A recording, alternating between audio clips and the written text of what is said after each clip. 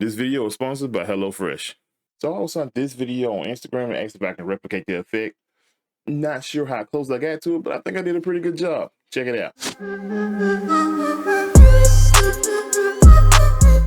In this video, I'm going to show you how I replicated the effect in DaVinci Resolve. I got my two clips on the timeline.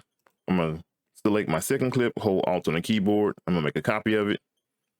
I'm going to move my playhead to the first frame of the clip, and then I'm going to hit Shift R. This little indicator here should come up, indicating that it's a freeze frame. I'm going to click on it and hit Control D. I'm going to change it to 1 second, and I'm going to move it over my first clip. Then, of course, we're going to take the freeze frame into Fusion. Now in Fusion, I'm going to grab the polygon node. You can either leave it in empty space or you can connect it. If you connect it, your clip will go blank. Just go into the Inspector tab, hit Invert. You can hold Control to zoom in, or Command if you're on Mac, and basically going to mask out your subject. Once your subject is masked out in the Inspector tab, add a little soft edge. Next, you're going to grab a background node and take the output, connect it to your merge 1. The composition should go blank. I'm going to hold Control and zoom out.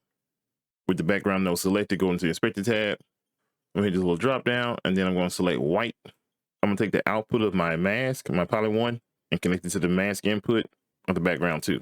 Mine says background 2 because I do have the nodes from when I originally did the effect here. So it's registering this is background 1. So yours should say background 1 in your initial composition, but mine says 2 for right now. Now by connecting these 2 points, it creates a mask using the data from the first polygon node.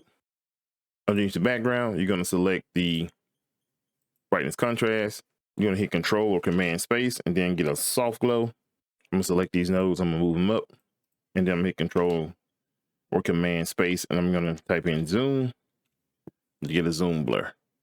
You're going to go back to your brightness contrast node. In the Inspector tab, you're going to right click on Gain, go to Modify With, Perturb. It's going to open up the Modifiers tab. You're going to click on the modifiers. Here, you're going to increase the speed. I'm going to play it to see what it looks like. And you notice a quick little flash. If you don't think it's fast enough, you can actually double click on the numbers here. I'm going to type in 50. I'll give you a quicker flash. If you want to, you can increase the wobble. I wouldn't increase the strength per se, but if you wanted to, you can. Usually when you increase the strength, it blacks out the subject a little bit because it goes down. As much as it goes up, it's as far as it goes down as well. So I'm going to hit this little indicator here to set it back to normal. In the soft glow node, I'm going to go into the Inspector tab, uncheck X and Y. And you're going to right click, modify with, perturb. Go back into the modifiers, increase the speed, also increase the strength. With this one, you can also increase the wobble as well. I'm going to increase the speed again to 50. You don't see much of a difference in this one, but then go back to, we're going to go back to the tools, and we're going to right click and modify with perturb again on the y-axis. Once again, I'm going to increase the speed. I'm going to increase the wobble. I'm actually going to increase the strength a lot more as well. Then we're going to go into the zoom blur. The zoom blur has this little indicator here. You can actually move it to where you want. Then from here, I'm actually going to increase the speed. And you see, kind of get the little overcasting.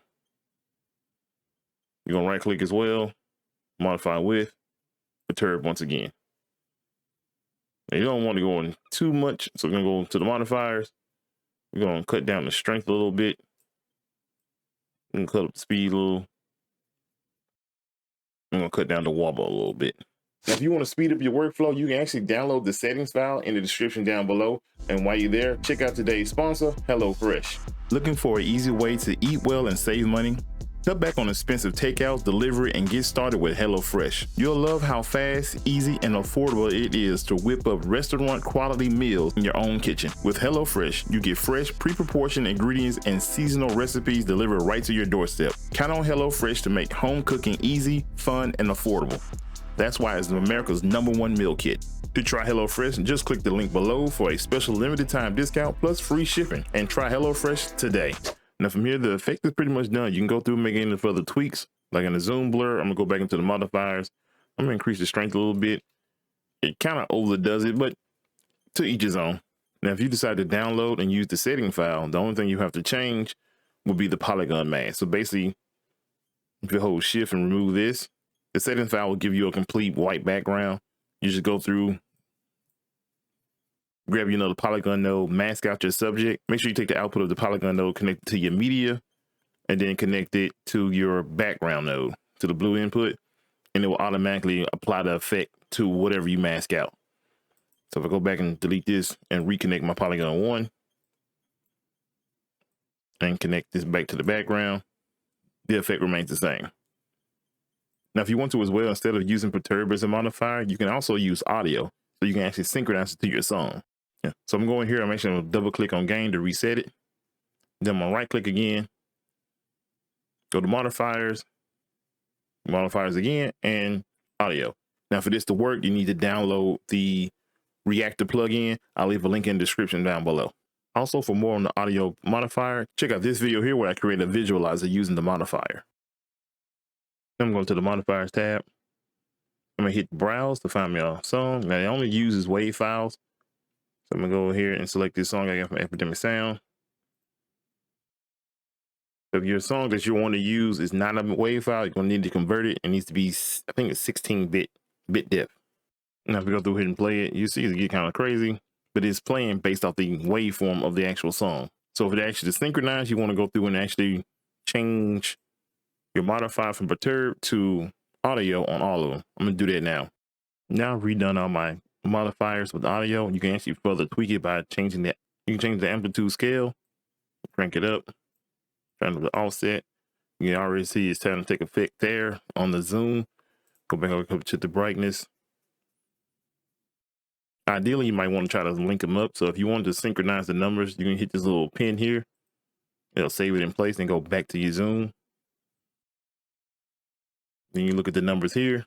You can match them up, or you can just double click, hit Control C, go up here and then paste them. Hit Control V. Now that looks kind of ridiculous, but hey, it is what it is. Like I said, you can go through and tweak it. You go through and tweak it to your liking. That looks like a bomb going off almost. Now back on the edit page, last but not least, I would recommend highlighting the clip with the transition and using the period key to actually move it over a couple of frames. I'm gonna hit about 6 or 7 times. And that's the final effect. Now, before I get out of here, make sure you check out my website as well, gsmixedmedia.com. I just recently updated the overlay effects. So if you downloaded in the past, download the new updated version. And just a quick update to the UI mostly to make it a little easier to navigate. I got an update coming for my liquid explosion preset as well. Stay tuned for that. And if you like today's video, make sure you hit the like button and subscribe to the channel for future content. See you next time.